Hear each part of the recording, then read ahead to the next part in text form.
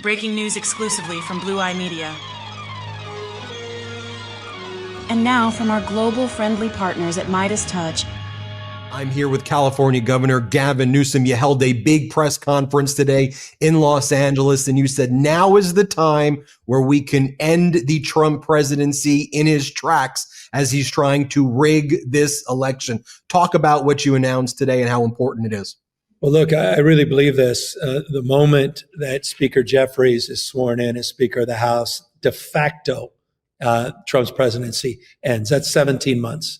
And all things being equal, playing by the same set of rules in a system that is well defined, that's going to happen. I think Donald Trump understands that. And that's exactly why he called Greg Abbott, telling him he's entitled to 5 seats because he needs to rig the election before one vote is cast before 2026. And today we pushed back, announcing our campaign to neutralize what Greg Abbott and Donald Trump are trying to do in Texas and try to stand up for our democracy, stand up for the rule of law, and give the people the power to make a decision on November 4th with a special election. So then Donald Trump, clearly intimidated by your announcement, he sends Border Patrol agents and ICE to patrol outside the venue, intimidate people who are walking in, arrest people. Talk to us about that when you learned about that, what your response to that is, because it looked straight out of an authoritarian regime. Yeah, I mean, what more evidence do you need? I mean, I think maybe he's being counseled by Viktor Orban or any of these guys. I mean, we didn't need to say a word at the press conference. You had 2 U.S. senators there. You had a half dozen congressional representatives. You had leaders from the faith industry, leaders representing the diversity of the state of California, all here. Where are they? At the Democracy Center. Where are they? In Little Tokyo. Where are they? On hallowed ground, the site in the 1940s where the Japanese were bussed from this exact location that Border Patrol and ICE showed up at, where they interned American citizens. What more evidence do you need of the imperative of meeting this moment head on? What more evidence do we need that we need to fight fire with fire at peril? We will lose this democracy. What more evidence do we need of how weak and pathetic Donald Trump is that he would send these folks at the exact same location and exact same time to intimidate in a sign of weakness masquerading as strength the people that not only showed up, but those that are speaking up to defend our democracy.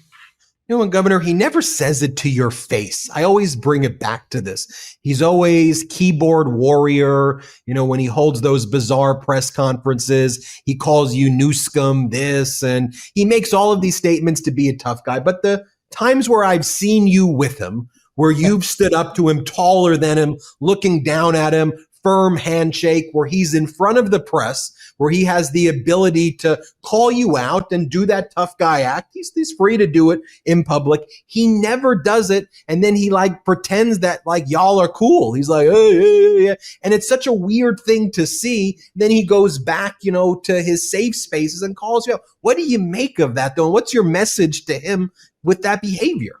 Well, it's reminiscent of the behavior of the 7th graders that used to use the same nickname on Baltimore Street in Corte Madera, California, that were out there trying to bully me. But it was a 7th grader, not a 79-year-old. I mean, it's really pathetic.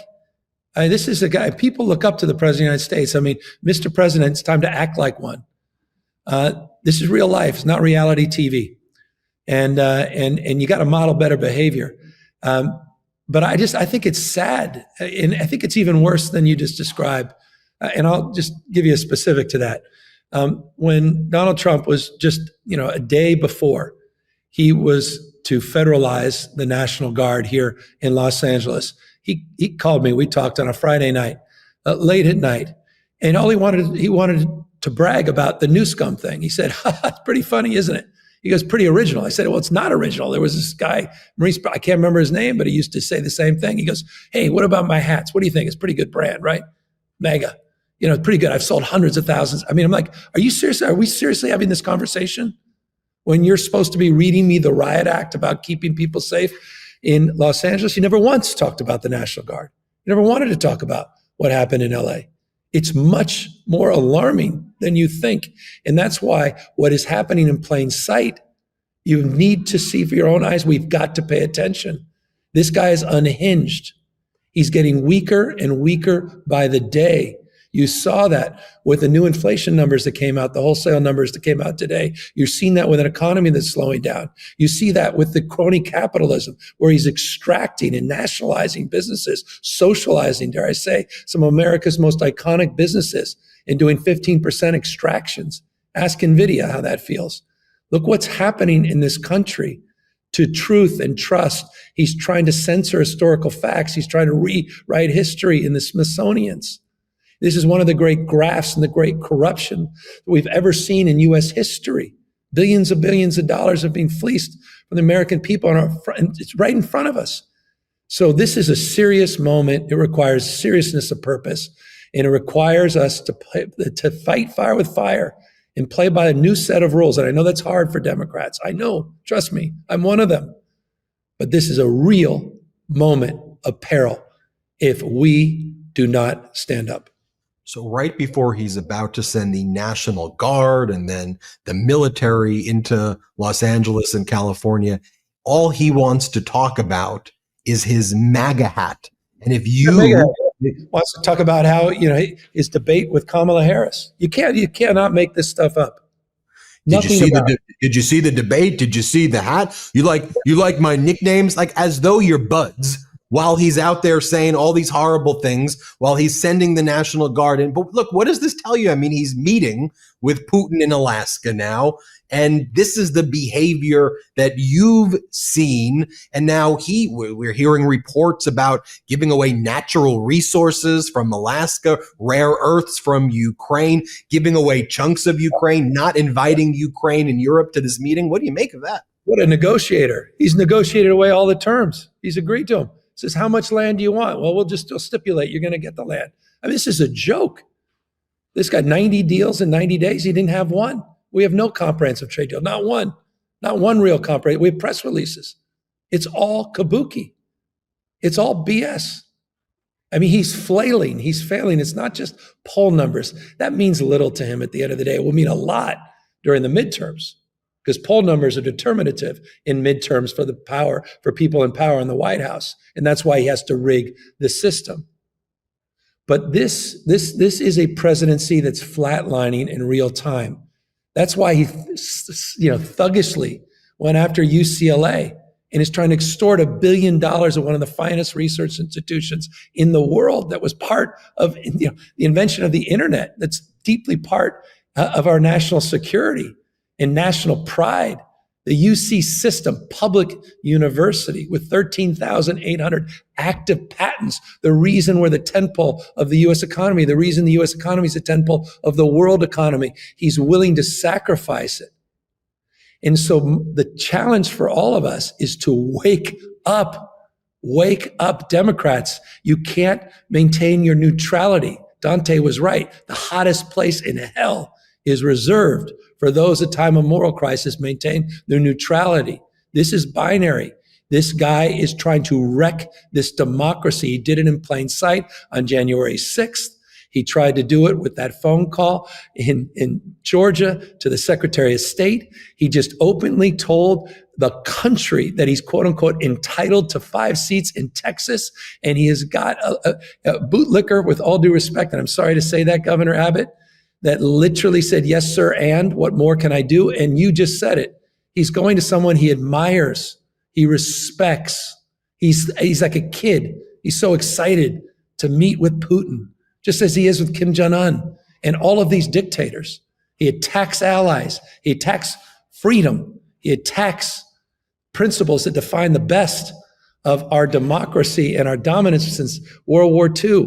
So this is a real moment to be held to a higher level of accountability. And that's why I pray people listening have the back of our legislature and the backs of our founding fathers and come back and vote on November 4th here in California. saw at the press conference today and then the press conference you gave a few weeks back, you've been asked questions by members of corporate news. Why are you writing these social media messages in all caps? And why are you so aggressively mocking Donald Trump and his administration? I call them the regime. Why are you doing that? Does this give you the moral authority? Well, how could you do that? And I'm like, why are you asking this to Governor Newsom? Where have you been? What do you make of that does that surprise you? That's the response, or what do you make of that? What an admission. Where have they been not asking Donald Trump this at every press conference? I mean, he talks to people as if we're all a bunch of idiots. He talks down to us, talks past to us, talks like we're third graders, like we're fools. And where have they been asking the question of Donald Trump? All caps, thank you for your attention to this matter, DJT. So we tried to raise a little awareness around that, tried to sort of take what he's doing and push it back in his direction. Now everyone's so offended. It's so unbecoming, Governor, of your position, but not the President of the United States that calls people nicknames, that's calling people, this is serious moment. It requires serious people, requires serious journalism. But look, this, they're scared to death because he'll cancel them. He'll stop some merger. There's so many things we don't even know that are happening behind the scenes. I mean, everything that happened with Paramount, everything that happened with 60 Minutes, what's happening with these law firms, what's happening Harvard University, boy, shame on them. If they sell their soul, they'll be selling out higher education. They'll be selling out freedom of intellectual freedom and speech. They'll be selling out their own institution, other institutions. We're not going to I'm done. I'm on the other side of this. I got to be held to a higher level of accountability. I'm not going to dream of regretting. We're going to put it all out on the line. It's time for all of us to stand the line. It's not about drawing lines. It's about holding the line for our democracy. And it's about protecting our freedoms. It's not about no longer taking for granted what we've enjoyed for 249 damn years. It's all at risk. What I liked about today's event is you weren't just talking. It wasn't just a press conference. You said, here's how I feel. But here's what I'm doing. Here's how we're using our formal authority. Here's how we're using our moral authority. And you introduced the Election Rigging Response Act. Talk to us just about that and what people can do to get involved. Look, to your point, and I say this with love, I mean it, as a participant in candlelight visuals, in a participant in protests. It's about not just sharing our passion. I think Oliver Wendell Holmes said, it's about passion and action at peril of being judged not to have lived. Bobby Kennedy used to quote him all the time. Each of us will be judged, he said, and ultimately judge ourselves. Ultimate judgment, to the extent we contribute to the life of our city, our state, our nation, and the world we're trying to build. This is about action, not just passion. This is about, as we say in church, faith and works. And so we have to move from the rhetoric, and we've got to use all the tools we possibly can. Yes, formal authority, and California has it, a state larger than 21 state populations combined, fourth largest economy in the world, but also our moral authority. And that's what we're trying to do, trying to call out this election rigging. We're trying to give power to the people, We're not doing this behind closed doors. We're going to put the maps up. And we're going to do this in a temporary way, in a transparent way, in a democratic way. The legislature will introduce this formally in the maps on Monday. They should be done with the work. It will require 2/3 of both houses, and it will be done on Thursday, and we'll present this to the voters on a special election that happens to coincide with other municipal elections on November 4th. It is a sprint. And if California, one of the most un-Trump states in America, is not successful, at our peril, we may not get this back. I'm telling you, we may not. He is rigging this next midterm election before one vote is cast. He tried to wreck our democracy after the last vote was cast the last time. Now he's doing it in plain sight, and we have to have our sights focused, laser focused on winning. Fighting fire with fire, no longer on our back heels, on our toes. We drive the narrative. We drive the reforms. We drive the talking points. Surround sound, not just California, all of us. We the people, states, large and small, all across this country. It is time for action, no longer words. California Governor Gavin Newsom, thanks for joining us as always. Thanks for having me. Thank you, everybody. Follow Blue Eye Media for exclusive insights and breaking news sources from global-friendly outlets that you won't get from the mainstream TV and radio outlets of America. Learn how to play the flute of the globe and learn the real truth.